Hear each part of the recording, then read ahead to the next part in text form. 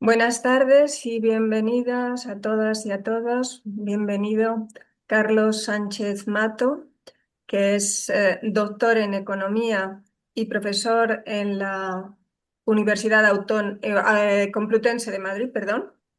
Va a presentarnos un panorama de la financiación autonómica.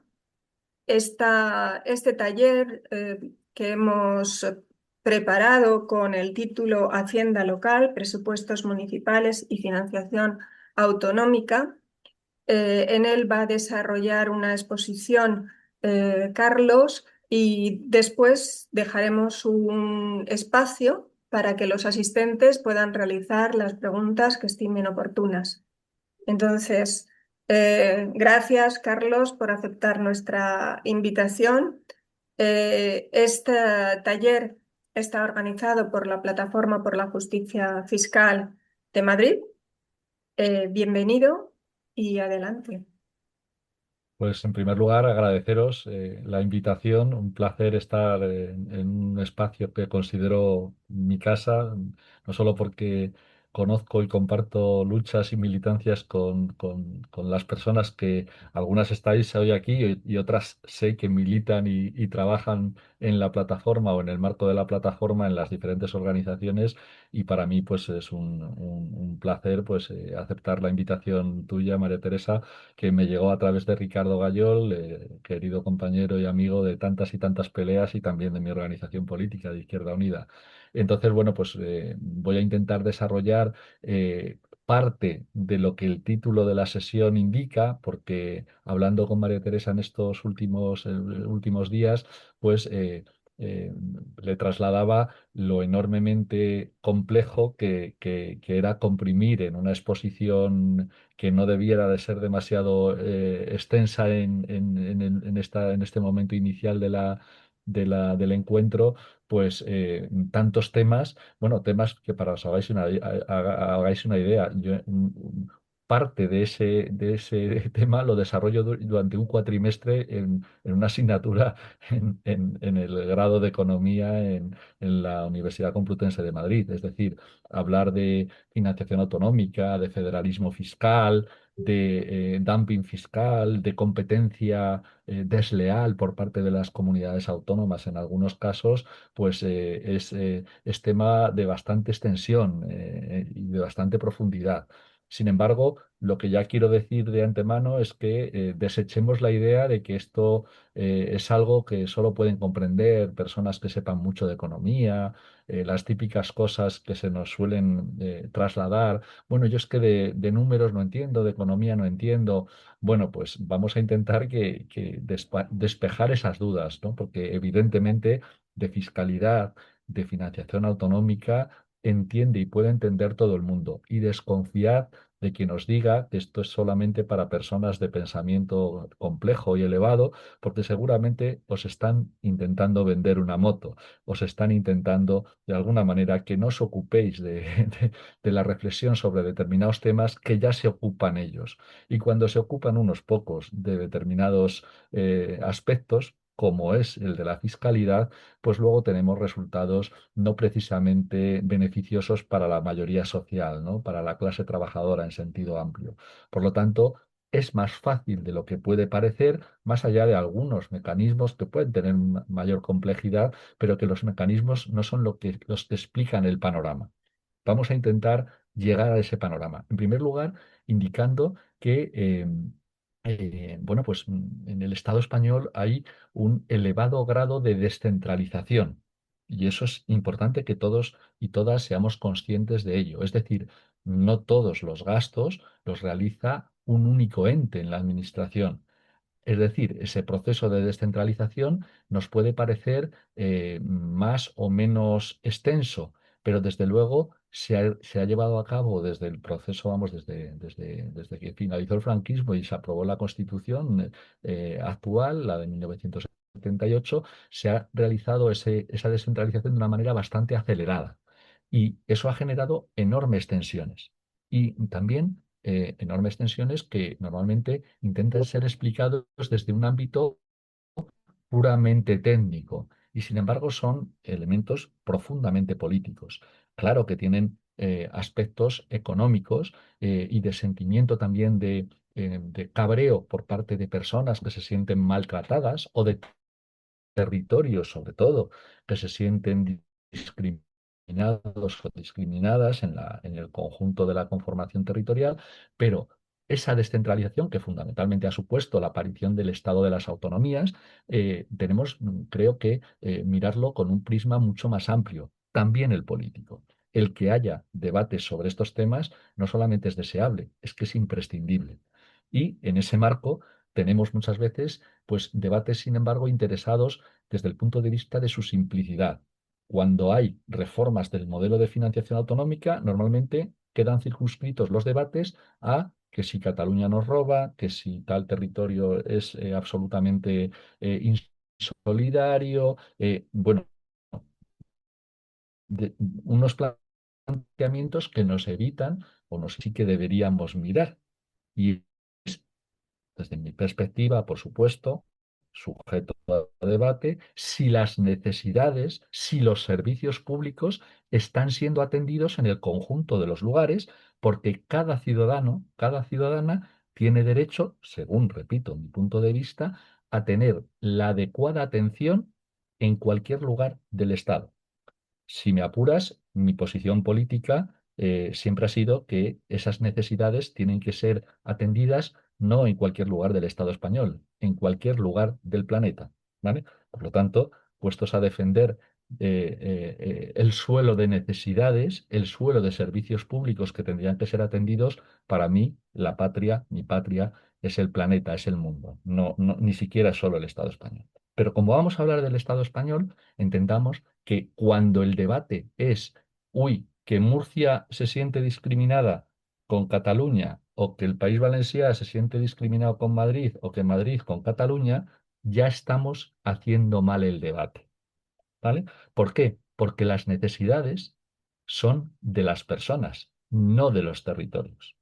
Y eso no es ir en contra de las visiones nacionales y de los sentimientos legítimos de territorios que dentro del Estado español se sienten y son naciones dentro de un Estado. Es decir, hay naciones que no tienen Estado dentro del Estado español. Eso ocurre, pasa. Y no tendría por qué conllevar ningún tipo de problema o conflicto con lo que yo estoy indicando. Tenemos que llevar el debate a las necesidades de los individuos, a las necesidades de las personas. Y el enfoque de necesidades no es el enfoque de la igualdad. ¿Por qué no es lo mismo igualdad que equidad? La equidad vendría a responder a las necesidades. La equidad y lo de las necesidades, como se articula, es de la manera siguiente. Es a cada cual según lo que precisa. Y no todos precisamos de lo mismo. Porque tenemos condiciones diferentes. Y es algo absolutamente normal. Tenemos condiciones diferentes. Yo suelo poner un ejemplo que algunos, al menos Paco, me lo ha escuchado en alguna ocasión. Yo creo que a lo mejor incluso Rodolfo lo de que yo soy una persona que soy diabético tipo 1 y vivo gracias a una bomba de insulina que llevo enchufada a mi cuerpo de manera continua. Yo tengo unas necesidades médicas muy concretas. Claro, a lo mejor la persona que tengo al lado no tiene esas necesidades médicas. Afortunadamente, fenomenal para esa persona. Pero claro, ¿de qué tendría que ocuparse una adecuada prestación de servicios públicos?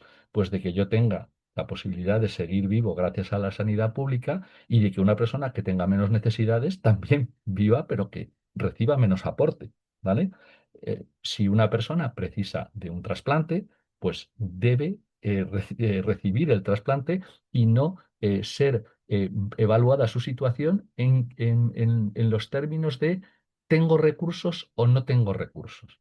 El enfoque de necesidades lo que indica es que hay que financiar la totalidad de las necesidades, no tratarnos a todos y a todas por igual, porque no todos y todas estamos en la misma situación. Llevémoslo a la situación de renta. No todo el mundo tiene la misma renta, ni sobre todo la misma riqueza. Por lo tanto, hay que aportar teniendo en cuenta esa situación de desigualdad previa. Y el enfoque de necesidades es el que muchas veces está fuera de este debate de financiación autonómica, por supuesto también de financiación local, pero donde más se nota es en la financiación autonómica. Si me permitís, María Teresa, voy a compartir la pantalla para que me podáis seguir con alguna de estas cosas para poner algunos datos. Sí, Más sí, allá por de, supuesto, por supuesto. Sí, más allá de cualquier otro detalle, decirte que, bueno, pues yo luego te mando el PDF para que lo puedas de alguna manera, si te, o si te parece adecuado. Espera, no es lo que quería compartir, era otra. Bueno, puedo utilizar este un momentito. Pues ya que has hablado Sí. de principios que deberían de inspirar esa financiación autonómica, está claro que en la financiación o en el sistema de financiación actual está lejos de estar inspirado por ese principio, ¿no? Así es, y por ahí vamos. Fíjate, en la presentación que no sé si estaréis viendo con claridad, no sé si lo Sí, veis sí, en sí, yo sí actual. lo veo con claridad, no sé el Perfecto. resto. Muy bien, aunque haya números, ya os digo, que estén muy pequeñitos y tal, no os preocupéis que os lo voy a mandar y simplemente es para que podáis seguir un poco el hilo argumental que pretendo exponer. Básicamente, hay una administración central y más la seguridad social que se asimila a la administración central desde el punto de vista del sistema público de pensiones que se ocupa de determinados porcentajes de los componentes del gasto público. Por ejemplo, en defensa, todo lo hace la administración central. La regional y la local no dedican recursos, pero sin embargo en la sanidad, pues fundamentalmente o en la educación, los porcentajes de los que se ocupa el ámbito regional, el de las comunidades autónomas, son muy elevados. Y luego hay competencias que son compartidas y que generan también mucho debate, porque aunque la mayoría, por ejemplo, de la competencia de vivienda la tiene la administración autonómica y la local, y el Estado a nivel central tiene muy poquita capacidad de gasto y de actuación, sí que la tiene normativa, es decir, sí que tiene la capacidad de hacer leyes que lleven o intenten llevar a las comunidades autónomas y a las corporaciones locales a hacer determinadas cosas. Por todo esto es importante que haya una financiación autonómica justa, porque daos cuenta de que haya una financiación autonómica justa que se cubra las necesidades es clave para el desarrollo de elementos esenciales para la vida de cada uno. Una persona no puede, en su sano juicio, no puede decir, yo de este debate ni entiendo, ni me interesa, ni me importa, porque te atropella la situación. Como podemos entender, daos cuenta que los servicios públicos forman parte de nuestro salario indirecto. Es decir, estamos hablando de algo muy importante, de lo que recibimos desde nuestras comunidades autónomas o nuestras corporaciones locales en forma de salario indirecto. No nos puede dar igual, en ningún caso. Y mucho más, como cuando bien indicabas, María Teresa, no precisamente se informa en la actual situación de un adecuado nivel de satisfacción y de justicia. Porque si todo el mundo estuviera contento, seguramente no me habríais invitado a hablar de este tema. Es decir, si estuviera todo el mundo satisfecho con ese salario indirecto en forma de servicios públicos, pues no tendríamos debate y no tendríamos confrontación política. Que haya confrontación política ya revela que hay un problema de satisfacción de necesidades. Pero el tema es ver cómo lo resolvemos.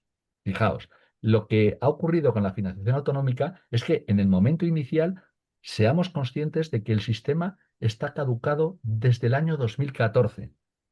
El 2014 se acabó, pero el 2014 tendría que haber empezado el siguiente. No pensemos en que tendría que estar caducado para empezar a pensar en uno nuevo. El anterior era de 2009 y es cada 5 años. En 2014, por quien no tenga memoria de aquella época, porque ya hace 12 años, os recuerdo que tenía mayoría absoluta el Partido Popular.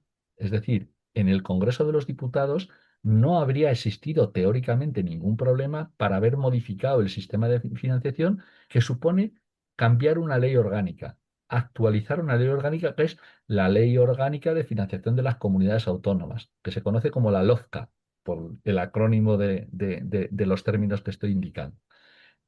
¿Por qué no lo hizo el Partido Popular? ¿Por qué no aprobó teniendo mayoría absoluta? Porque ahora podríamos decir, pues no hay mayoría parlamentaria, es difícil poner de acuerdo. No, no, no, es que en ese momento ni siquiera tenía que pactar con otro partido. Y sin embargo, no hizo ese trabajo. No lo hizo, evidentemente, porque como el debate se plantea en términos territoriales y de manera cicatera, es decir, a ver cómo hago para gastar cuanto menos mejor, en vez de aplicar el principio de necesidades que estaba yo comentando al principio, pues lógicamente lo que arreglase el Partido Popular para una comunidad autónoma en un momento dado, en 2014, pues si beneficiaba a una comunidad autónoma, iba a fastidiar, por no decir joder, a otra. Y lógicamente eso le generaba sus propios problemas. ¿Por qué optó? Pues por dejarlo ahí. Pero claro, el no adecuar el sistema de financiación, fijaos, es clave, porque son los recursos que le permiten a las comunidades autónomas, o deberían permitirle, prestar de manera adecuada sus servicios públicos. Y que no se haya actualizado quiere decir que estamos, pues, como si vistiésemos, con el traje de la primera comunión cuando ya somos talluditos. Es decir, que no nos viene bien el traje. Y claro, el que no nos venga bien el traje quiere decir que es que esta situación se traduce en una peor prestación de servicios públicos. ¿Y cómo se ha abordado esto? Bueno, pues por el camino, en estos tiempos de cancelación, diríamos, o de no renovación del pacto a nivel autonómico, pues cada uno ha hecho política como le ha parecido. Y os digo, fundamentalmente, en este caso las derechas, pues han actuado de una manera extraordinariamente negativa desde el punto de vista de la solidaridad también territorial, porque yo os decía que creo que tenemos que poner en primer plano las necesidades de las personas.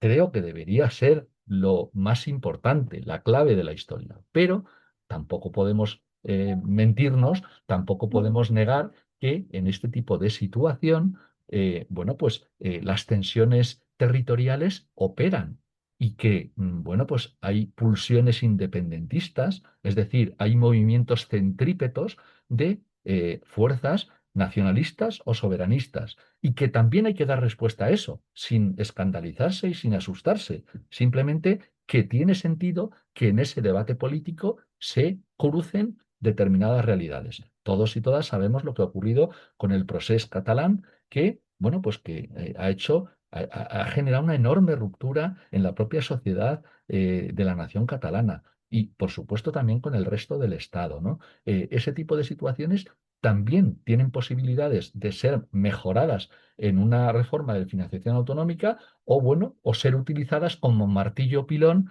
para, pues para atacar a quienes no se sienten cómodos, con lo cual el encaje luego constitucional, pues luego va a ser peor sin entrar en los detalles de las raíces de los procesos soberanistas, porque eso sí que nos llevaría muchísimo más tiempo, lo que sí que está claro es que el modelo de financiación caducado no tiene la capacidad de ser resuelto sin integrar también esas visiones soberanistas que no tienen ninguna intención de verse arrastrados a una posición de debate, diríamos, con otras comunidades autónomas. Y eso supone un problema. Pero hay que abordarlo y hay que abordarlo sin pasmos, sin sustos, simplemente hay que abordarlo política y económicamente. Y se puede, ¿eh? Por supuesto que se puede. Fijaos, el modelo actual de financiación, y paso muy deprisa con esto, simplemente lo que no ha conseguido ha sido evitar las enormes diferencias entre unos territorios y otros. Y por lo tanto, entre las necesidades que se cubren y cómo se cubren en unas comunidades autónomas o en otras. Tiene lógica. Venimos de una situación en la cual los servicios públicos no cuesta igual prestarlos en unas comunidades que en otras. En sitios donde hay mucha despoblación, imaginaos, Castilla y León, pues el tener la atención adecuada desde el punto de vista sanitario y educativo obliga a determinados costes adicionales con respecto a lugares donde la población está más concentrada. Es decir, la dispersión, la insularidad, la población más envejecida o la población con más tasa de desempleo o con menor renta, todo eso afecta a la provisión de servicios públicos. Tiene lógica que la población no sea el único indicador. Y por eso, en el modelo de financiación de 2009, que fue en tiempos de Rodríguez Zapatero, bueno, pues ya contempló un indicador de lo que se denomina población ajustada. Es decir, cuánto cuestan los servicios públicos en las diferentes comunidades autónomas dependiendo de determinados indicadores que los hacen más costosos o menos con respecto al resto. Y hay comunidades autónomas, pues por ejemplo como La Rioja o como Cantabria, que estaban en mejor situación desde el punto de vista de la financiación por habitante ajustado. Financiación por habitante ajustado es, en vez de financiación per cápita, financiación teniendo en cuenta lo que nos cuesta en cada sitio, en cada comunidad autónoma, las cosas, ¿vale? Pero desgraciadamente el planteamiento siempre, también en la reforma de 2009 y en la que ahora ha propuesto el Partido Socialista de la mano de Esquerra Republicana, ha planteado una financiación no para cubrir todas las necesidades, sino para mejorar la situación existente. Eso es loable, siempre es mejor, en mi opinión, dar pasos adelante, pero no debería ser un objetivo final, porque es como si en el ejemplo que os ponía antes, médico, a alguien le dijeran, bueno, trasplante de riñón es lo que necesitas. Necesitas un trasplante de 2 riñones, pero te vamos a trasplantar un trocito de uno porque no tenemos recursos para hacer la operación en condiciones. Bueno, pues eso sería absurdo desde el punto de vista médico. Bueno, pues también es absurdo desde el punto de vista de la financiación autonómica que no se actúe de la manera de cubrir las necesidades en su conjunto, que seguramente solucionaría gran parte de los problemas. ¿Por qué no se hace? Bueno, pues aquí no voy a tener que deciros ninguna novedad. No se hace porque sigue faltándonos una pata esencial, que es la reforma fiscal. Sigue habiendo un sistema fiscal insuficiente desde el punto de vista de la obtención de recursos, aparte de injusto desde el punto de vista de la progresividad y además que permite elevados espacios de elusión y evasión fiscal. Sumas estos tres elementos y entonces te explicas que hay una relación directa entre el habitual trabajo que desarrolla la plataforma de la justicia fiscal en Madrid también y en el resto del Estado y la financiación autonómica. Claro que tiene relación, porque cuando se aborda el modelo de financiación autonómica y no lo hacemos desde el punto de vista de la suficiencia, es decir, de los recursos, pues claro, luego no quedan bien atendidos ni los territorios ni las personas. Lo que ha ocurrido es que la financiación autonómica durante este periodo de 2009 hasta 2026 hace que haya diferencias enormes entre las comunidades que más recursos reciben y las que menos recursos reciben. Y eso hace que haya siempre damnificados que se quejan. Y tienen razón desde el punto de vista de la comparación con otras comunidades autónomas. En mi opinión, políticamente, ese no es el debate. No es cuánto de menos recibo con respecto al de al lado, sino cuánto de menos recibo con respecto a las necesidades que tendría que cubrir para plantear unos servicios públicos suficientes y dignos para toda la población en mi territorio. En vez de eso, todos y todas podéis imaginar que resulta como mucho más rentable señalar al de al lado o a los catalanes, a los extremeños o a los baleares, da igual. Mejor el enemigo exterior que es más simple. Pero esa no es realmente el índice de comparación. Sin embargo, lo que sí está claro es que el modelo de financiación autonómica tiene enorme disparidad. Y esa enorme disparidad además, va acompañado de situaciones que se traducen en una peor prestación de servicios públicos. Hay comunidades autónomas que dedican mucho más esfuerzo de gasto público a los servicios públicos fundamentales y otras, como es el caso de la Comunidad de Madrid, están a la cola. Y eso es por algo. Es decir, supone enormes problemas. Fijaros, Navarra, que es una comunidad autónoma foral, con lo cual no entra dentro del sistema de financiación autonómica de régimen común, porque tanto Navarra como Euskadi se apañan por su cuenta, tiene y dedica, pero para este análisis es importante, 3.907 euros per cápita a sanidad, educación y servicios sociales. Bueno, pues Madrid dedica 2.684, 1.223 euros menos per cápita, es decir, un 31% menos de recurso por persona. Lógicamente, todos y todas sabemos que encima, además, en Madrid se producen determinados efectos y es que no todo lo que se dedica va de verdad a los servicios públicos. Una parte importante va, no ocurre solo en Madrid, pero pasa especialmente en Madrid, pues va a los quirones de turno, a los Rivera Salud de turno. Con lo cual, la brecha es gigantesca. Y eso se traduce en catéteres reciclados, en listas de espera más largas, en todas esas cosas, ¿vale? El modelo de financiación actual está caducado y absolutamente está siendo incapaz de resolver los problemas. Por lo tanto, bueno, pues tiene toda la lógica que se plantee una modificación, más allá de las quejas derivadas del procés catalán o de las comunidades autónomas tipo País Valencià o Región de Murcia que están históricamente infrafinanciadas. No, tiene sentido hacer un planteamiento. Ahora, tengamos en cuenta que hacer un planteamiento requiere inevitablemente de dos cosas para que no explote el caldero y para que no se generen nuevos problemas desde el punto de vista de, diríamos, de independentismo de nuevo por las nubes, ese tipo de cosas. Nadie puede perder con respecto a la situación previa. Ese sería el primer elemento. Y esa ha sido la intención de la ministra de Hacienda, que ha hecho una propuesta que yo digo, bueno, pues es un paso adelante, pero que en absoluto colma las aspiraciones. Para empezar, porque no aborda el enfoque de necesidades que yo indicaba al principio, ¿vale? Dice 21.000 millones de euros más.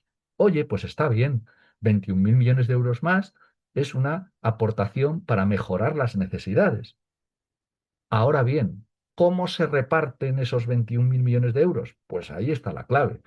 Las comunidades que estaban en mejor situación reciben ahora menos incremento. Y claro, el que reciban menos incremento hace que, bueno, pues de alguna manera haya, no sé si lo veis ahí, haya comunidades autónomas que en millones de euros reciben muy poquito, casi están igual que en el modelo anterior. La Rioja solo recibe 25 millones de euros más, Cantabria 46 millones de euros más, o Extremadura 216 millones de euros más, empezando por abajo. ¿Por qué? Porque eran de las mejor financiadas. Y sin embargo, Andalucía y Cataluña reciben pues una 4.850 millones de euros adicionales y en el caso de Cataluña casi 4.700 millones de euros más en las estimaciones. Entonces, claro, el planteamiento desde el punto de vista de esta mirada hará que un extremeño o un cántabro pueda decir, me están robando. Y los de arriba, además. El planteamiento había que mirarlo de manera conjunta, ¿no? En principio es que había una sobrefinanciación para las comunidades que están ahí en la parte de la cola y de esta manera se estrecha el marco. Hay una menor disparidad en la financiación. Ahora bien, el hecho de que se reciba un 14% más de recursos, en principio, podría ser algo, como decía, un paso adelante, tendría que hacernos plantear el siguiente elemento. ¿Por qué? ¿Por qué no se ha abordado esto desde el enfoque de necesidades? Porque hay personas en La Rioja que tienen enormes problemas para acceder a sus servicios públicos. Y las hay en Cantabria, y las hay en Extremadura, y en Asturias. Es decir, el planteamiento, cuando se hace por territorios, se desacredita en gran parte y sobre todo se introducen factores que, bueno, pues que molestan al personal. ¿Por qué se acuerda primero con una comunidad autónoma, con Cataluña, y luego después se plantea el resto? Bueno, pues son elementos que ya son más discursivos que otra cosa. Pero lo importante es que la federalidad que tendría que existir a la hora de este tipo de debate tendría que ir acompañado con, de verdad, elementos materiales que hubieran mejorado la situación. La variación de recursos con la propuesta de la actual todavía vicepresidenta y ministra de Hacienda es que quien más crece en porcentaje es la región de Murcia, que era la peor financiada, el 28,3%, y la segunda peor financiada, que es la Comunidad Valenciana, un 26,3% más. Sin embargo, ambas se han opuesto de manera radical. ¿Por qué? Recibiendo un 28% más o un 26% más, ¿vas a decir que no? Bueno, pues porque ya sabéis, porque las preside el PP y en absoluto le van a dar una victoria política al Partido Socialista.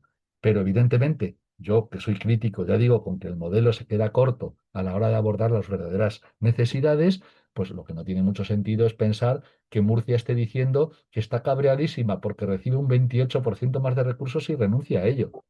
¿Y por qué la excusa? Porque Cataluña nos roba. Bueno, pues Cataluña recibe un 24% más de recursos porque también era de las infrafinanciadas según una determinada perspectiva, ¿vale? Que incluye también las inversiones del Estado realizadas en la comunidad autónoma, ¿vale?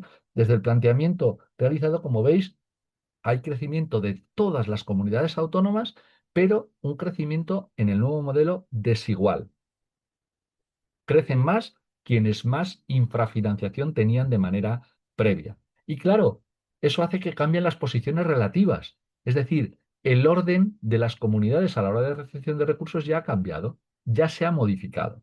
Y esa situación hace que entren otros pánicos, otros miedos, que tienen que ver con un concepto que habréis escuchado seguramente, que es la ordinalidad.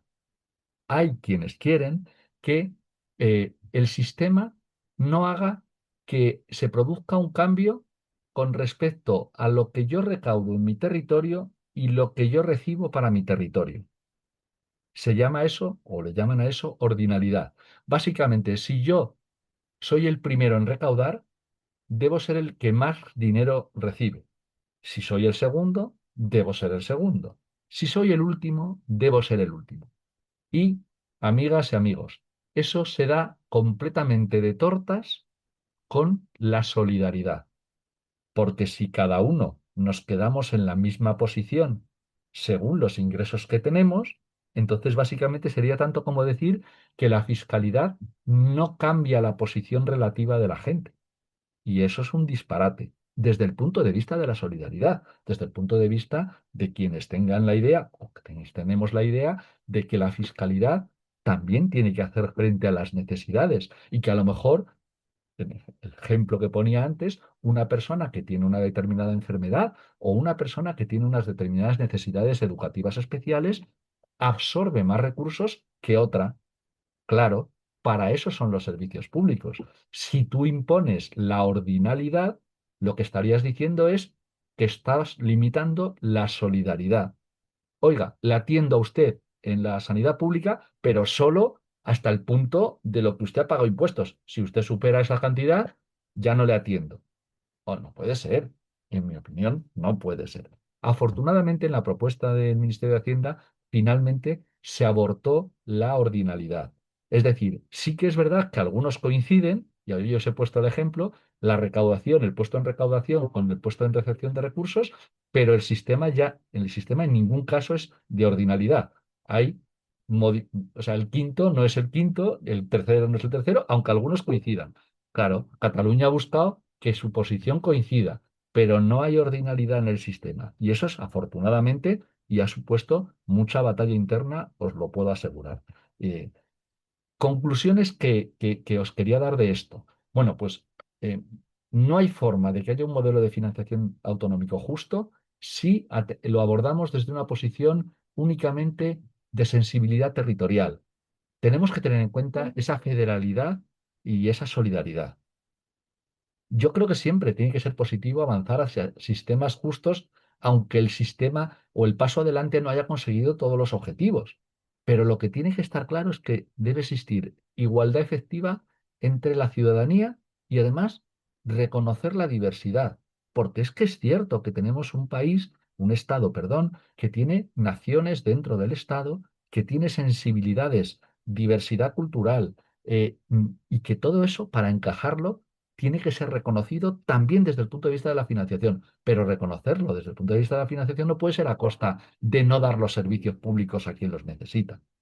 Por lo tanto, hay que poner en el centro del debate a las personas, porque son las personas las que contribuyen fiscalmente, no los territorios. Son las personas que residen las que reciben los servicios públicos y por lo tanto hay que poner, diríamos, en el centro a las personas porque no tienen más derecho a servicios quienes más contribuyen, ni menos. Y por eso yo creo que hay que empezar a la casa por los cimientos. Es decir, habría que empezar también la financiación autonómica definiendo un suelo de derechos y garantizando esos servicios públicos en todos los territorios en vez del debate de cuánto le toca a mi comunidad autónoma. Y esas necesidades mínimas, el gobierno no las ha, y el Ministerio de Hacienda no las ha cuantificado, porque limita la cantidad que aporta adicional. Dice 21.000 millones de euros. Bueno, ¿por qué 21.000 millones de euros? ¿Has contabilizado las necesidades? Bueno, humildemente yo sí que lo he hecho. A mí me salían las mínimas en 32.000 millones de euros adicionales. Y siendo cicatero también, ¿vale? 32.000 millones de euros adicionales. Bueno, pues si hacen falta 32.000 millones de euros adicionales, pon 32.000. Pero claro, el tema es, claro, pero es que si pongo 32.000, vendría a decir la ministra de Hacienda, ¿de dónde lo saco? Pues haz la reforma fiscal que no estás haciendo y que no estás queriendo hacer y bueno, pues hay que meter la mano en el bolsillo a los que más tienen. Claro, eso no es tan cómodo para el Partido Socialista en el momento actual, ni nunca lo ha sido, ¿vale? Ya no digo nada para la derecha, porque claro, supone arrugar el hocico delante de quienes más dinero tienen y más renta tienen, que siguen siendo los que se van de rositas en la actual situación. Para que sea creíble cualquier modelo de financiación autonómico, tiene que explicitarse de dónde se van a sacar los recursos necesarios y habilitar la reforma fiscal que lo blinde. En este caso, la propuesta que yo trasladé en la mesa de negociación fue que hacían falta al menos un 2% del PIB adicional de recursos, esos 32.000 millones de euros. Y el planteamiento que se ha hecho por parte del Ministerio de Hacienda se queda pues, bastante por debajo en 21.000 millones de euros. Elemento positivo que ya he indicado. Es bueno que no se limite la solidaridad, que la financiación autonómica en el modelo planteado y en lo que posteriormente sea fruto de la negociación, no vaya de la mano de esa ordinalidad que lo que hace es limitar la solidaridad. La garantía de la prestación de servicios públicos en cada territorio tiene que ser o debe ser el centro. Y para eso no se puede limitar la solidaridad. Problema grave de esta propuesta de reforma del Ministerio de Hacienda. No actúa de manera firme contra el dumping fiscal, es decir, contra la competencia desleal por parte de comunidades autónomas, porque se niega a incluir medidas de condicionalidad positiva para obligar a dedicar los recursos adicionales a los servicios públicos esenciales. Básicamente, oiga, las comunidades autónomas van a tener más dinero, pero para dedicarlas a educación, sanidad, dependencia, vivienda, no para hacer rebajas fiscales. El planteamiento y la excusa presentada por María Jesús Montero en la presentación tiene sentido desde el punto de vista político, pero yo estoy en contra. El sentido es, no podemos limitar el autogobierno, no podemos limitar el planteamiento que quieran hacer de manera libre las comunidades autónomas. Pero es que sabemos lo que ha ocurrido con esa situación y ahora os voy a contar el ejemplo de la Comunidad de Madrid. Esa actuación lo que ha permitido es que determinadas comunidades autónomas que tienen ciertas ventajas fiscales por su realidad económica, en el caso de Madrid el efecto capitalidad la prima enormemente, pues dedican enormes cantidades de recursos, en el caso de Madrid más de 7.000 millones de euros de promedio anual, a regalos fiscales que benefician fundamentalmente a la gente más rica. Por lo tanto, un modelo de financiación autonómica que no tenga en cuenta la condicionalidad en positivo para que más recursos se traduzcan en mejores servicios públicos, está condenado a encontrarse con el mismo obstáculo que tenemos en el momento actual. Otro elemento que no incluye la reforma planteada por el Ministerio de Hacienda, pues nada en relación con las entidades locales. Y eso es dejar de lado a algo fundamental, que son las administraciones más cercanas a la ciudadanía. Dejar a las administraciones más cercanas a la ciudadanía fuera de esta reforma de la financiación autonómica las vuelve a convertir a esas corporaciones locales en el patito feo. Y eso no es justo, no es justo. Por lo tanto, el sistema de la financiación autonómica también debería ir de la mano de una aprobación de una reforma de la financiación local para garantizar la suficiencia financiera de los ayuntamientos, la autonomía tributaria y todo lo que históricamente llevamos planteando algunos muchísimo tiempo. Y además, que es necesario modificar determinados elementos lesivos para las administraciones públicas, como la interpretación de la regla de gasto que hace la Ley de Estabilidad Presupuestaria, que en este caso genera muchísimos problemas. Pongo en unas... ¿Me dejas 5 minutitos más, María Teresa? Sí, sí, sin problema. Sí. Pues 5 minutitos más para explicar por qué Madrid es una guarida fiscal. Fiscal de manera consciente, porque esa situación de privilegio, en este caso, pues la ha ejercido la Comunidad de Madrid con reducciones de impuestos para hacer regalos que solo benefician a la minoría. Fijaros, quienes más se benefician de los regalos fiscales en la Comunidad de Madrid, estudiado y con todo detalle, y os puedo dar toda la información que queráis, son quienes ganan más de 5.000 euros al mes o heredan más de 800.000 euros de manera individual, además de la vivienda habitual, o quienes tienen un patrimonio, excluida la vivienda habitual, superior a 800.000 euros. Es decir, estamos hablando de que esos pocos son los que se benefician de esos más de 7.000 millones de euros de regalos fiscales anuales. Esos pocos es un 3% de la Comunidad de Madrid y se benefician del conjunto de esos regalos fiscales. Claro, estamos hablando de muchísimo dinero. Claro, las migajas le caen a todo el mundo.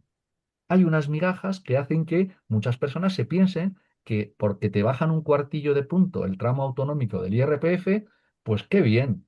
O cuando vas a heredar, pues que en todo caso no hubieras pagado nada porque vas a heredar pues una pequeña cantidad que te ha dejado tu madre o tu padre o ambos y la vivienda habitual de ellos, que en todo caso no habrías pagado nada, pero ahora te reducen algo y bueno, pues has ganado 100 eurillos más.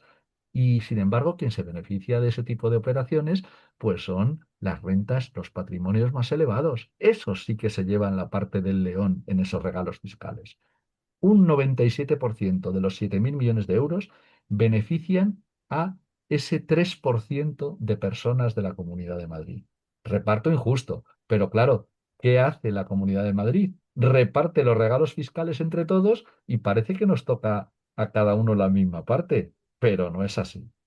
Fijaos, la mayor parte de los regalos son del impuesto de sucesiones y donaciones. El 68%, datos de 2024, en los de 2025 todavía no están liquidados y no los puedo ofrecer, ¿vale?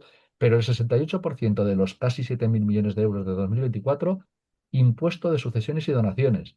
Y claro, fijaros la campaña que ha habido gigantesca desde el punto de vista de hablar mal del impuesto de sucesiones, como el impuesto a los muertos le hacen pagar a la gente. Las personas, la inmensa mayoría de las personas no han recibido ningún tipo de beneficio fiscal con esto. Misérrimo. Ahora, los herederos de la duquesa de Alba se llevaron, vamos, se ahorraron un pastizal en su herencia, ¿eh? Ahí está la pasta, no en tus 10 céntimos que te has ahorrado, ¿vale?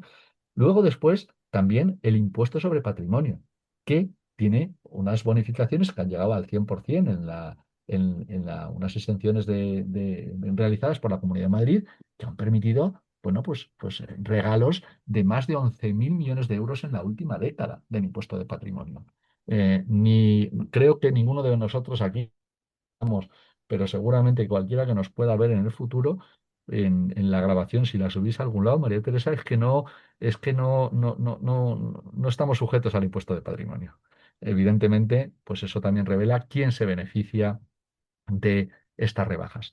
Y el resto, IRPF e impuesto de patrimonio, bueno, impuesto de transmisiones patrimoniales, cuando se enajena una vivienda, algo así, pues, pero que daos cuenta que estamos hablando de que dentro de esos parámetros, el IRPF, quienes más están beneficiando, pues son los sueldos de Ayuso para arriba, o sea, de 100.000 para arriba. Los otros, pues tienen pues rebajas absolutamente ridículas que vienen a ser el equivalente a un café, ¿vale? Mientras, en este caso, pues las rentas de 200.000 euros, que hay quien los gana en la Comunidad de Madrid, pues tienen rebajas fiscales muy considerables.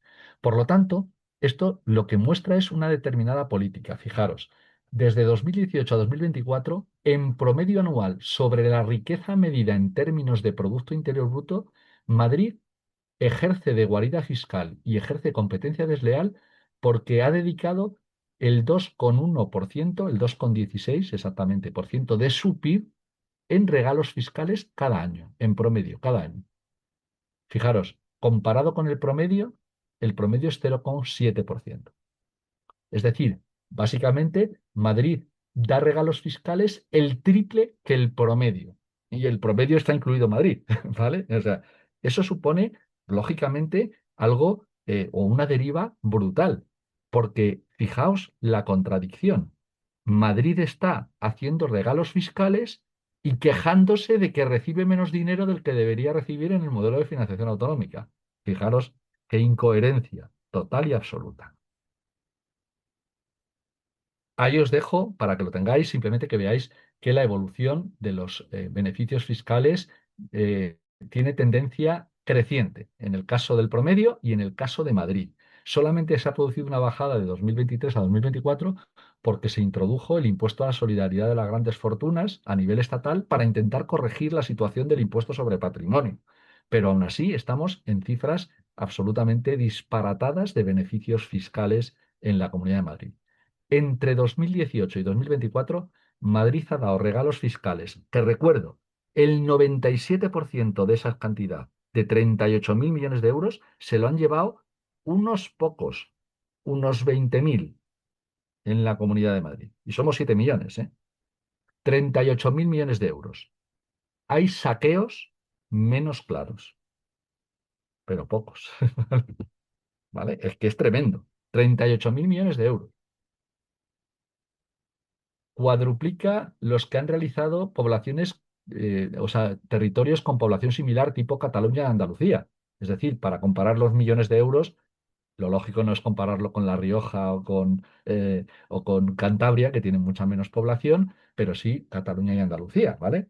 Antes lo hacía por PIB, ahora aquí por millones de euros. Fijaros, 4 veces más de privilegios, regalos fiscales en la Comunidad de Madrid que los que se realizan en Cataluña. Y no es que esté yo precisamente contento con el sistema fiscal que hay en Cataluña, que también lo critico, pero claro, 4 veces más hace que, por ejemplo, esa situación de no poner condicionalidad en la reforma, pues yo creo que sea una oportunidad perdida, porque Cataluña, las fuerzas políticas soberanistas apoyan que no haya una situación de dumping fiscal, ni por la Comunidad de Madrid ni por ninguna otra. Es decir, no se oponían a que hubiéramos puesto condicionalidad para evitar eso.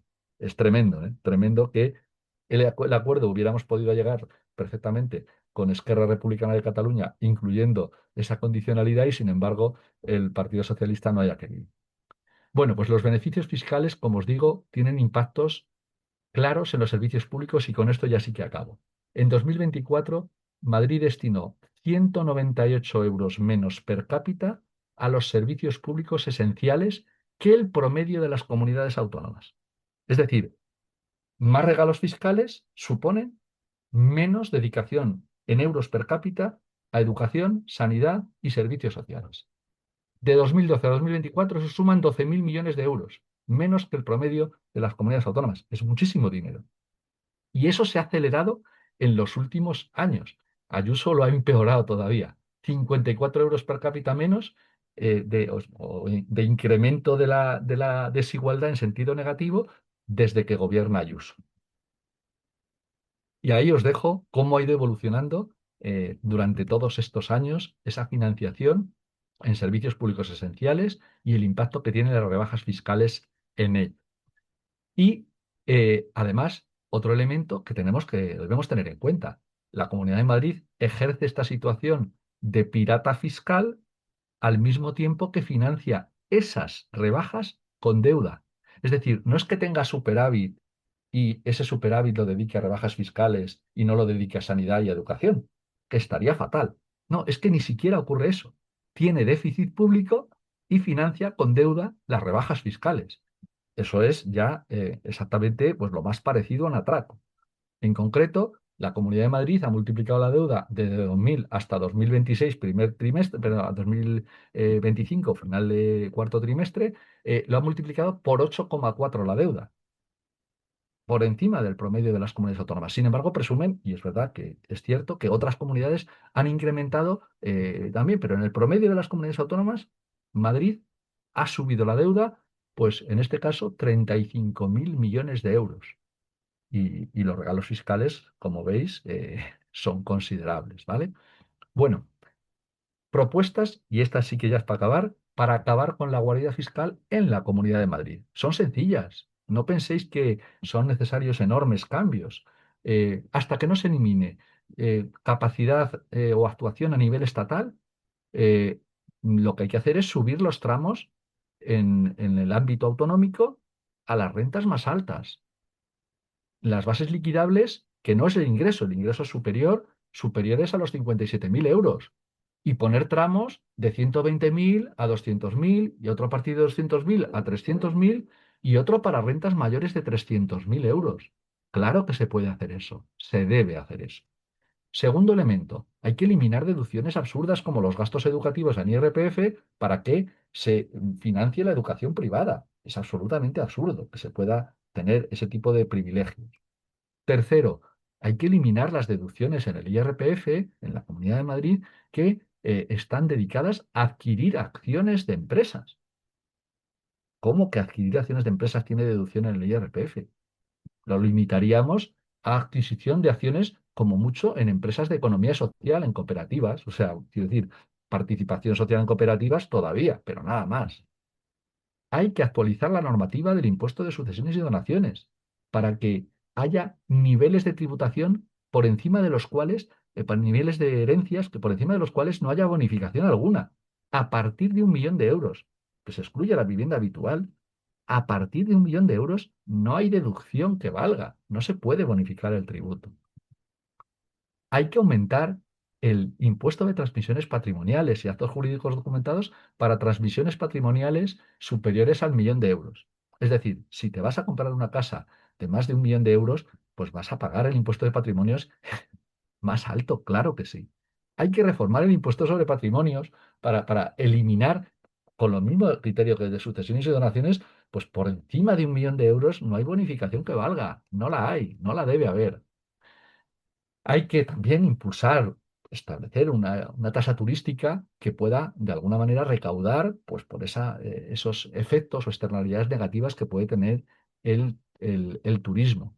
Y aprobar un impuesto a las actividades mineras extractivas que en la Comunidad de Madrid existen, no son lo más importante, pero que se produce en la Comunidad de Madrid el 4,5% de la actividad industrial minera y que tiene consecuencias ambientales en explotaciones a cielo abierto, zonas de, diríamos, de yeso, de quitas.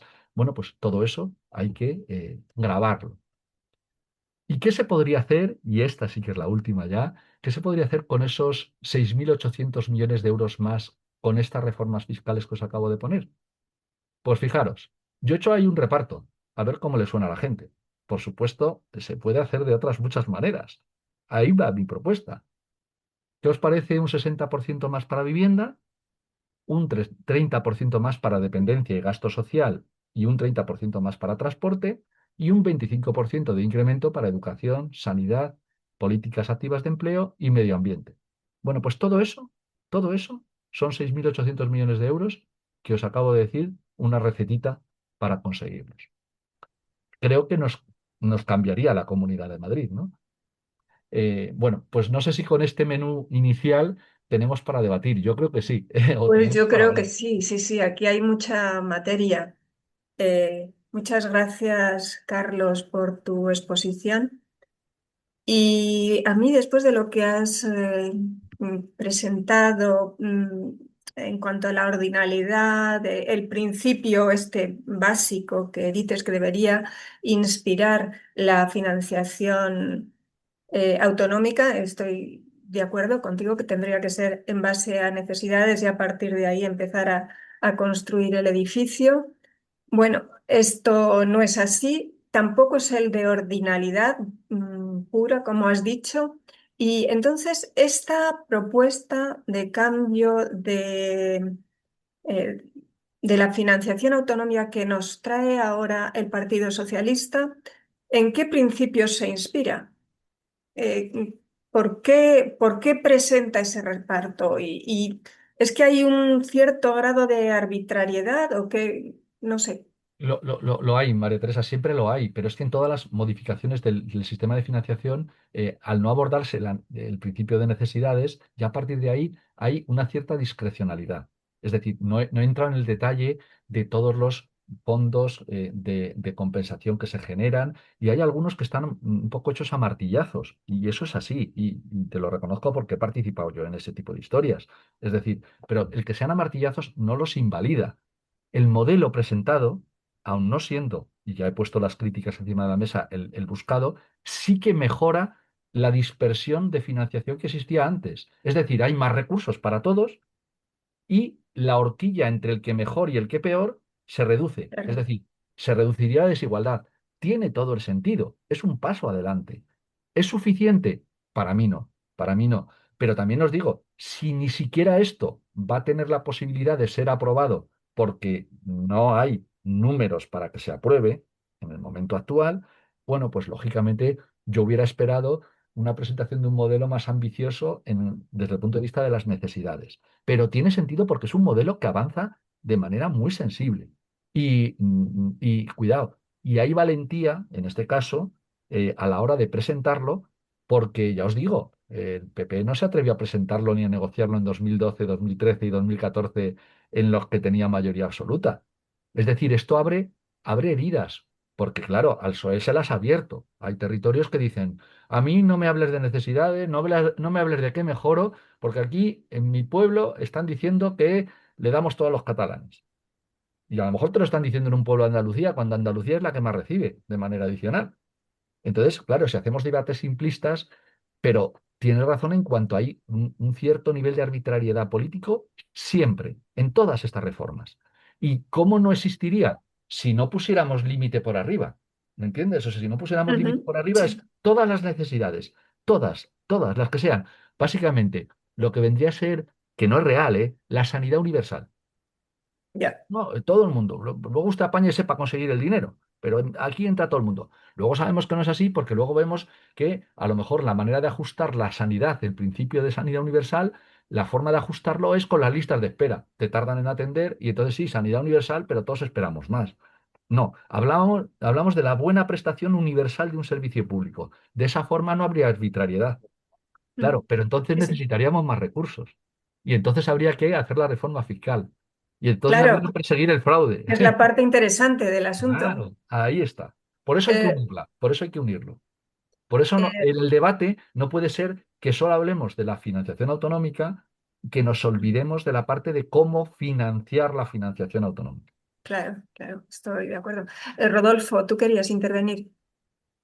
Sí, yo creo que hay que incorporar en esta discusión la presión permanente de Cataluña de intentar tener un sistema de recaudación equivalente al que tiene el País Vasco. ¿Ya?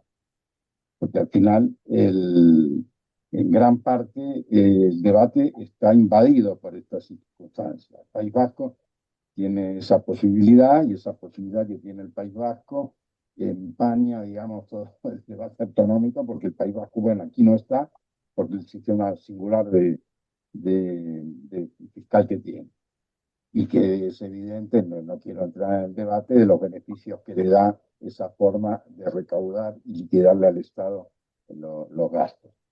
Entonces, ¿tú crees, esa es otra pregunta, que el debate autonómico puede realmente realizarse a nivel de todo el Estado español si no se soluciona ese problema diferencial que hay en la recaudación autonómica del País Vasco y al cual Cataluña de alguna manera aspira, ¿no? O sea, que planteó el problema a partir de la idea de tener una hacienda pública propia, etcétera, para la recaudación de todos los impuestos. Entonces, ¿hay posibilidad de avanzar en el debate si esto no se llega a una solución? Rodolfo, es que claramente estamos en la fase en la que podría alcanzarse un acuerdo, porque la situación es que se ha llegado a un acuerdo con la fuerza soberanista de izquierdas, que es Esquerra Republicana de Cataluña, con lo cual sí que se podría. Lo que ocurre es que no tenemos Congreso de los Diputados con mayoría suficiente porque no basta con que vote a favor Esquerra. Pero sería un paso, y también vemos como las tensiones soberanistas en gran medida se arreglan tomando medidas que avancen en el ámbito material.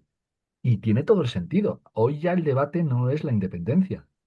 Y yo, que soy internacionalista, es que el debate de la independencia me resulta ajeno. Pero el debate de las demandas de los independentistas no. Es decir, porque muchos independentistas lo son porque el cercanías está hecho una mierda. Y eso es una realidad de déficit de inversiones. Inviertas en cercanías. Pero son los intereses de la clase trabajadora madrileña y las de la catalana están de la mano. Las élites en Cataluña les importa un higo el hecho de que se arreglen los cercanías, porque no lo usan. Sin embargo, decías, ¿es posible? Sí es posible. De hecho, eh, todavía no está todo el pescado vendido, no sabemos lo que va a ocurrir desde el punto de vista de próximos gobiernos a nivel estatal, pero sería enormemente positivo que no se perdiera este hilo. El hilo yo quiero mejorarlo, yo no quiero que sea solamente la reforma fiscal planteada y acordada con Esquerra por María Jesús Montero. Yo quiero que vayamos más allá, pero si fuéramos más allá, eso no rompería el problema con Esquerra. No digo, pero al final el debate que tendría que ser sobre necesidades ya se hace sobre tesorería. Y a ver, Sí, si puedo meter más la mano en la caja, eso me da un beneficio. Entonces es muy difícil abordar sí, el pero tema Rodolfo, pero de en el tema de la necesidades tesorería, cuando el que está es el de caja. sí, ¿Me sí, entiendes? sí, pero que el criterio es que hay capacidad, o sea, si no tuviéramos recursos, el repartir de lo que no hay sería imposible.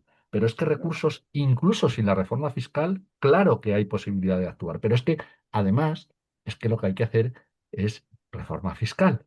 Es decir, No, no, eso estoy de acuerdo. no, no, sí, sé que compartimos criterio. Lo que te quiero decir es que la posibilidad desde el punto de vista de llegar a acuerdos ambiciosos que no requieran, diríamos, que aborden la actual situación, aunque no consigan el máximo de lo que pretendemos, es técnica y políticamente posible.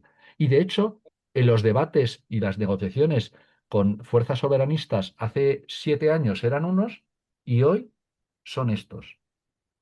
Valorémoslo, ¿eh? Porque no es un problema, no es un tema menor.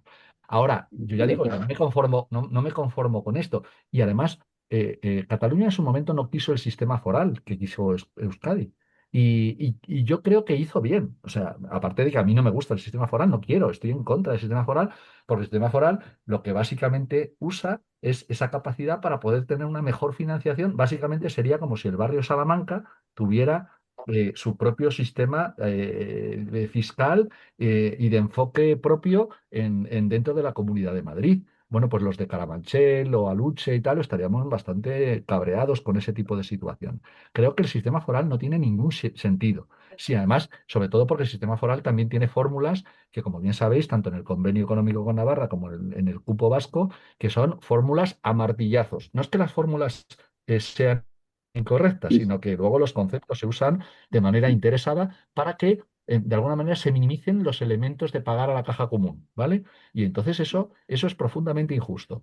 Es un profundamente injusto y fíjate, desde una organización federal como la en la que yo milito, Izquierda Unida, que eso es también durísimo a la hora de pelearlo internamente, porque mis compañeros de izquierda, de Esquerra en Navarra y de Ezker Anitza en Euskadi, pues se cabrean conmigo cuando lo digo, pero es que yo lo digo y ellos también lo entienden y lo defienden. El cupo y el convenio no pueden quedarse como están, pero vamos por partes. Lo que no puede ser es que el modelo de financiación autonómico que está caducado no se aborde hasta que no se aborde la integridad, porque si no estamos hablando de lo mismo, hasta que no lleguemos a la justicia total, pues no hacemos nada. Y entonces, bueno, pues yo lo que digo es que ante tu pregunta de si sería posible, te digo, estamos muchísimo más cerca que hace 6 años e infinitamente más cerca que hace 10, que la actuación del gobierno de Rajoy fue una manera, una fábrica de independentismo. O sea, pero así de claro, pero con actuaciones ya no solo con el modelo de financiación, con el propio recorte de servicios públicos. Pero si es que había gente de Soria que quería independizarse, estoy exagerando, ¿entendéis? O sea, claro, si tú no atiendes los servicios públicos, o sea, si tú le quitas al paraguas a la gente cuando está lloviendo, pues eso es un problema muy serio, porque la gente le ve poco sentido a la existencia de la administración pública, porque la administración pública está para resolver nuestros problemas. La acción colectiva. Si la acción colectiva cuando llueve te quita el paraguas, pues entonces para qué quiero? Eso es anarcoliberalismo puro y ya sabemos dónde nos lleva eso, Rodolfo. Claro. No, y lo otro, cómo elaborar un catálogo de necesidades. No es tan sencillo eh, hacer esto. Ya. El concepto es correcto, pero desde el punto de vista de cómo manifestarlo para que sea una propuesta ordenada, no es tan fácil. Pues Rodolfo, Me da la impresión. te digo que está bastante estudiado, y te digo bastante estudiado desde el punto de vista incluso de la elaboración del concepto de población ajustada. En el Ministerio de Hacienda, y ha habido incluso grupos de trabajo con personal técnico y con académicos y académicas muy potentes que han elaborado el concepto de cómo ajustar la población y estableciendo algunas modificaciones de necesidades. Yo te digo que eso es muy sencillo. O sea, tiene complejidad. O sea, no te estoy quitando la razón. Evidentemente que tiene su complejidad, pero que te quiero decir que en el momento actual ese no es el problema. El problema es si tú lo quieres limitar en cuanto a cuantía. ¿Por qué no quiere el Ministerio de Hacienda que se publique esa situación de necesidades? Pues porque cuando uno está gobernando, el que se publique eso te deja, permitidme la expresión, con el culo al aire. Pero esa es la realidad. O sea, no es complicado. El saber exactamente cómo se eliminarían las listas de espera en todas las comunidades autónomas con la prestación. Otra cosa es que luego no haya médicos suficientes o médicas suficientes, o que nos falten determinados recursos porque no somos capaces de importar respiradores. Pero estamos hablando a la hora de cuantificar, que es un poco lo que tú planteabas como reto, ¿no? Cuantificar lo que necesitamos en la sanidad pública, lo que necesitamos en la educación pública, todas las plazas de FP que nos están ofertando desde la pública, en las universidades públicas, lo que se necesita. Vamos, las universidades públicas, pero si tú conoces además todos estos aspectos que te estoy diciendo, o sea, claro que tiene su complejidad sumarlo todo, pero en el siglo XXI y con las capacidades que existen en el momento actual, fíjate, en mi departamento ahora están elaborando las necesidades docentes para el curso que viene. ¿Vale? Y tenemos déficit de profesorado como en todos los sitios, ¿no? Entonces, quiero decir, está evaluado. Lo sumas y dices, necesitamos 4 profesores ayudantes doctores, necesitamos 3 contadores doctores, necesitamos no sé qué. Y dices, ¿y No, no, luego bueno, pero qué nos dan? agruparlo de una forma tal que pueda manifestarse en el debate autonómico a través de números. Sí, sí, pero homogeneizarlo, lo que te decía era que con el concepto de población ajustada, eso ya se ha trabajado muy, muy bien. Entonces, diríamos que con la complejidad que tiene, el obstáculo no es ese. El obstáculo es que, claro, que si sumamos las necesidades, tenemos que hacer la reforma fiscal. Estoy simplificándolo mucho, pero va por ahí, Rodolfo, va por ahí. Pues si alguien más de los asistentes quiere formular alguna pregunta, puede levantar la mano o directamente hablar.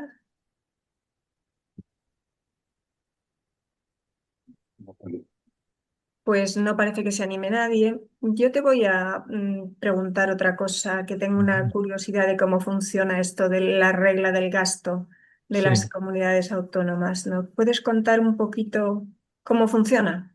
sí, fundamentalmente la regla de gasto es un concepto que se incluye a partir, diríamos, de la modificación del cambio del Pacto de Estabilidad y Crecimiento a nivel de la Unión Europea.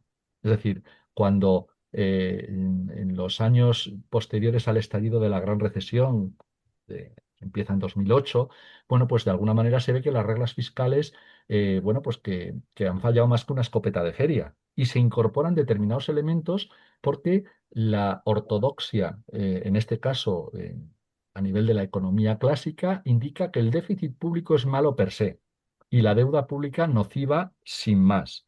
Y se veía que lo que se había establecido, que era 3% de déficit sobre el PIB y 60% de deuda pública sobre el PIB, bueno, pues que estaba siendo superado por parte de muchísimas administraciones públicas de muchos estados.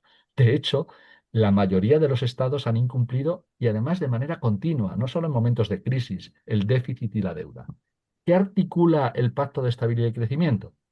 Bueno, pues la regla de gasto lo que dice es que el gasto público no puede crecer más que en un porcentaje que está relacionado con la previsión de crecimiento de la economía para los años siguientes.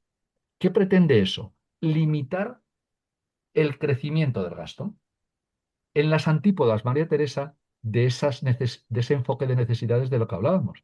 Porque más allá del crecimiento de la economía, poner el mismo porcentaje de crecimiento de las administraciones públicas a unos ayuntamientos o a otros, o a unas comunidades o a otras, es un disparate. No solo económico, también social. Es decir, ya otro debate que si queréis también lo abordamos, el principio de estabilidad y presupuestaria. Es decir, el déficit perfectamente puede ser una herramienta económica y no da igual que se tenga déficit por tirar el dinero que por gastarlo en invertir para crecer más en el futuro. No es lo mismo tener déficit por dedicarlo a la sanidad pública prestada de manera directa y universal que tener déficit público por tener un gasto sanitario superior porque lo estás prestando a través de una empresa privada que se está poniendo las botas. Es que no da igual. Sí, sí, Bueno, y por pagar fiestas o pues, festejos o o bajo en inversión producciones productiva. en efecto. Entonces, Claro. date cuenta que la regla de gasto es muy simple. Dice, no, no, te limito a que tienes que crecer, imagínate en el momento actual, el 3,2% con respecto al año pasado. Y es que a lo mejor hay ayuntamientos, imagínate, podría haber, o comunidades autónomas, que tienen sus necesidades completamente cubiertas. No ocurre, ¿eh? Pero imagínate, pues a lo mejor les basta con crecer un 2, pero imagínate en ayuntamientos que tienen, aparte de su población joven que no se puede emancipar, y que tienen dinero en la caja, tienen dinero, ni siquiera tienen que endeudarse, tienen dinero. Ahora en el momento actual, casi 40.000 millones de euros tienen en depósitos los bancos. Tienen dinero y no pueden dedicarlo a vivienda, tienen suelo, tienen dinero, no pueden dedicarlo a vivienda porque tienen la limitación de la regla de gasto que le dice que puede crecer el gasto con respecto al año anterior un 3%. Eso es un disparate tan considerable, tan enorme, que genera, bueno, pues distorsiones brutales. Como os digo, la regla de gasto está afectando sobre todo mucho más a los ayuntamientos que a las comunidades autónomas, porque después de todo las comunidades autónomas tienen la inmensa mayoría déficit fiscal. Pero es que los ayuntamientos, muchos de ellos tienen superávit fiscal. Perdona, Carlos, es que eso es una derivación macro del concepto capitalista en términos muy generales, de que la economía tiene que tener, la macroeconomía tiene que tener una estabilidad por el déficit, el valor de los bonos, de la emisión de deuda pública y toda esa teoría. Cosa que el capital incumple porque se endeuda brutalmente y cada vez que hay un problema financiero determinado, después salimos a rescatar. Y por lo tanto no le importa endeudarse y el concepto de déficit lo único que sirve es para una teórica estabilidad de los bonos que emiten para garantizar la deuda pública. En este caso, no es bueno, también en la deuda de ayuntamientos y demás. Con lo cual es una derivación intelectual de un problema macro aplicada en forma absurda, que no tiene Claro, sentido pero la porque regla de claro, gasto, claro, pero la regla de gasto, fíjate que luego eso se termina traduciendo en situaciones absolutamente disparatadas en el ámbito local. En el caso que yo viví directamente en el gobierno de la Ciudad de Madrid, teniendo capacidad inversora y de actuación de gasto en los años 2015, 2016, que estábamos en una recesión importante todavía y que le hubiera venido muy bien a la economía esa inyección económica de un ayuntamiento que además estaba bajando la deuda, o sea, que era compatible una cosa con la otra, de invertir más y de gastar más para cubrir necesidades en la ciudad de Madrid. las Montoro no quería. consecuencias de la crisis. Montoro decía, pero claro, Montoro no quería porque es lógico, porque si gastas más, puedes demostrar una cosa que le genera una contradicción profunda a lo que Rodolfo estaba magistralmente explicando, y es que le demuestras que gastando más puedes incluso reducir deuda. ¿Qué ha hecho la economía española a nivel macro? Que eso sí que lo hemos podido experimentar y trabajar y hacer humildemente en la parte que a cada uno nos toca desde el gobierno de coalición, empujando al PSOE que no quería, ¿vale? En la pandemia.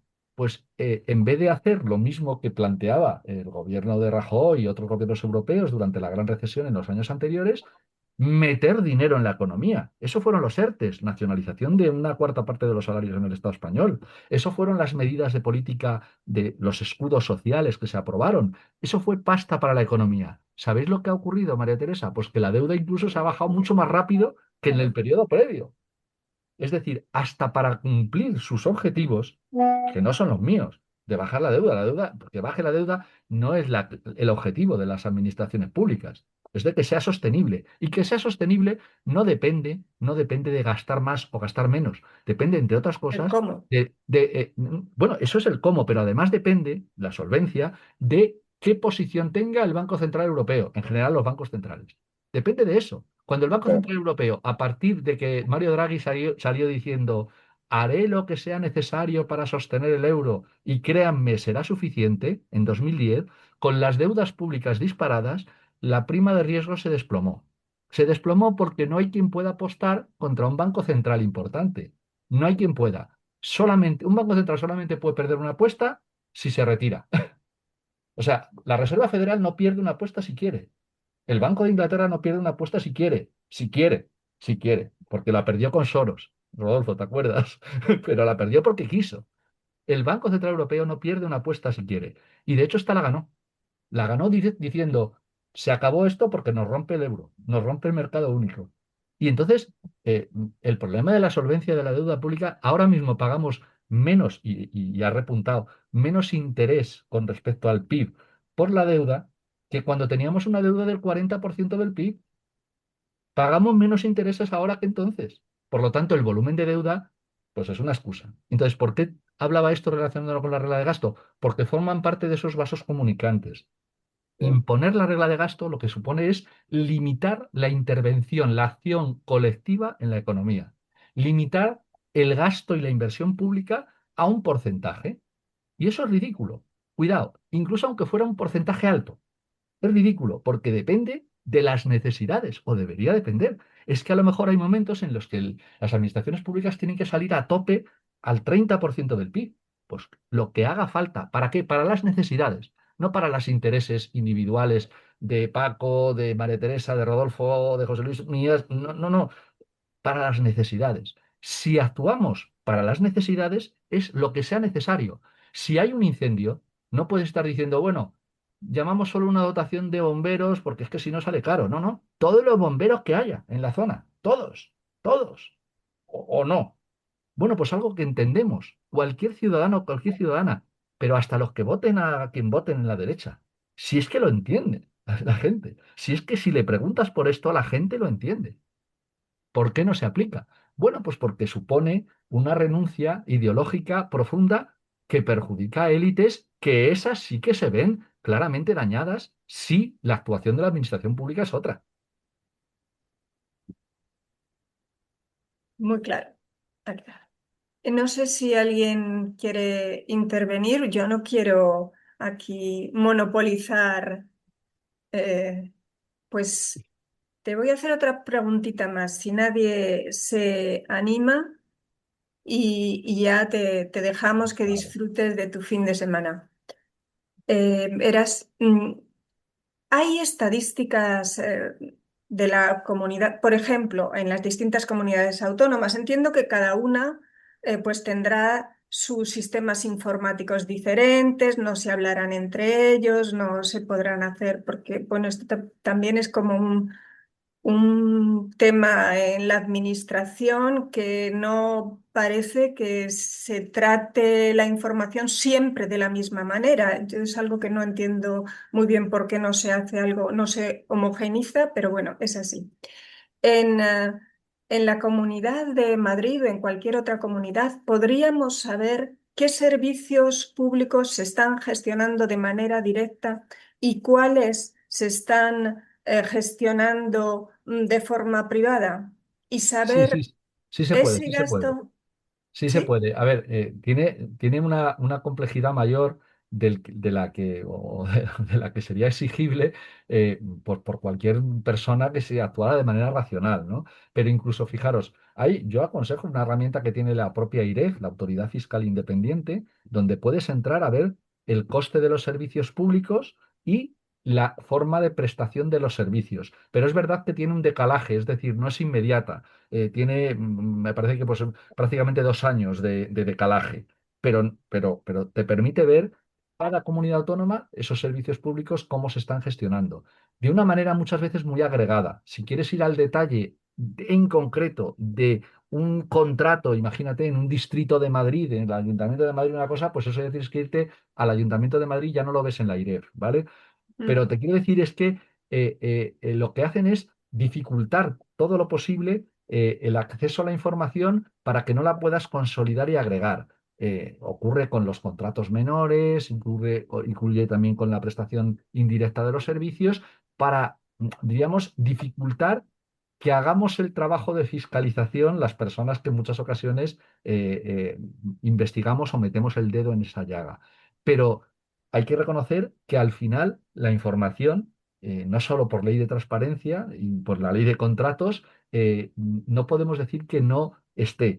en la mayoría de los casos. Hay algunas cosas que, bueno, pues las ocultan, en el caso de la Comunidad de Madrid, de una manera salvaje en la última etapa, para intentar dificultar que hagamos esa labor de fiscalización. Pero no podemos decir que no tengamos información. A mí me gustaría que fuera mucho más clara y entiendo perfectamente tu demanda porque es muy legítima y muy lógica, pero no podemos decir que no podemos encontrarla. Lo bueno sería que en una página sencilla, pues imagínate una web sencilla, se pudiera ver con muchísimo detalle lo que es de forma resumida, o sea, es compatible. Resumido, me refiero a no todos los detalles de los contratos, pero sí de esas prestaciones indirectas, ¿no? Esos servicios públicos prestados de manera indirecta, es decir, a través de empresas privadas.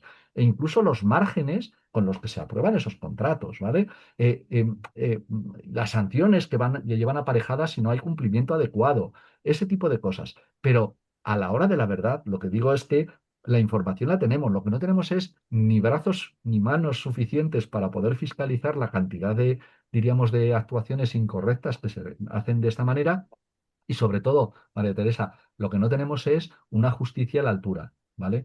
Porque en mi caso he ido a Fiscalía Anticorrupción con denuncias con miles de folios que han sido archivadas porque era insuficiente, había insuficiente carga probatoria, ¿vale? Dicho así de manera genérica, pero no con folios de relleno, con folios que decían, por ejemplo, hemos pagado una salida de M30, ¿sabéis la M30 de Madrid? Sí. Una salida que no existe y la hemos pagado. Y aquí está la transferencia, el proyecto que hemos pagado y usted puede ver que la salida no se ha hecho. 80 millones de euros. No todos los días hay robos de ese importe.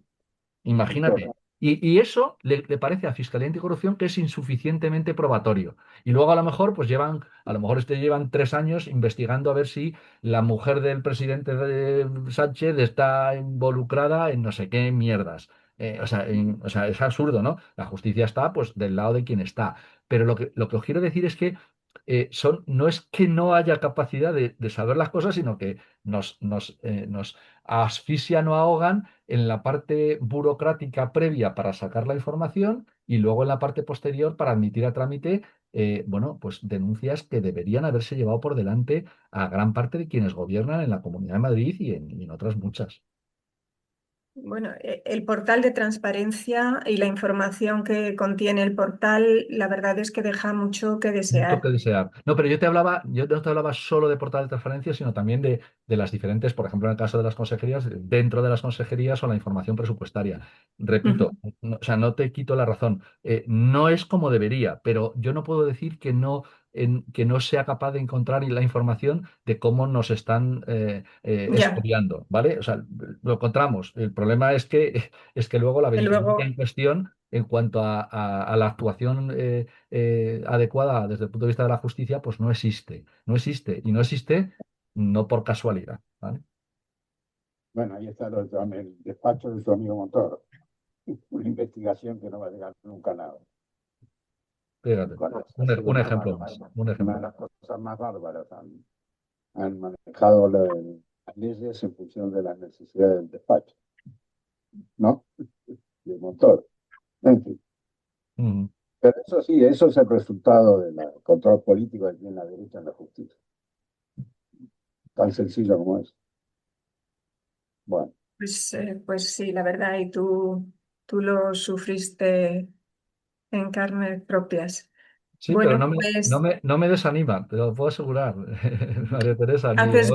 haces bien en No, resistir. porque yo creo que una cosa es que haya esas resistencias y otra que no tengamos capacidad de seguir golpeando ahora en hierro frío, pero volverá a calentarse. Y cuando se calienta el hierro, pues se modifica. Pues ahí es lo No que hay que dice. perder la esperanza de En poder absoluto. modificar las cosas. no, no, eso no. Pues yo creo que, a ver, el chat, yo creo que ya se han ido alguien agradeciendo Estaba tu, agradeciendo a Ernesto, que hace tiempo que no le veo, y supongo eso que es es, tu Ernesto, mi querido Ernesto intervención. de TAC. Y bueno, pues mira, son las 8. Si os No son. parece, Pues un abrazo, Ernesto.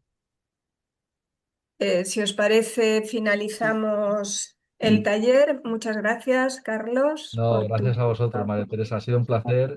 Lo Ha mismo sido digo, un placer. Ha sido un gustazo y nada, bueno, para mí el fin de semana es que mañana tengo un acto en el Cala de Henares y encantado de la vida. Por cierto, para hablar de justicia fiscal en este caso, o sea Pues sí, que seguiremos aquí había cierta parte. difundiendo.